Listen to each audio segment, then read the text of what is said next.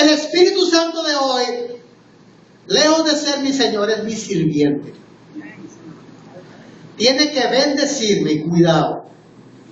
Tiene que protegerme, tiene que consolarme y tiene que aguantarme todos mis pecados, rebeliones y necedades. Se lo digo en cibaeño, bajo niquero, ñoñerías.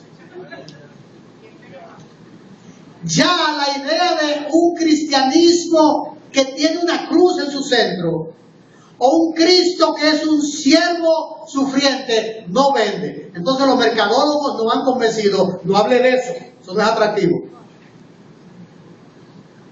¿Cuántos engañadores hay en todo el mundo en nuestros días?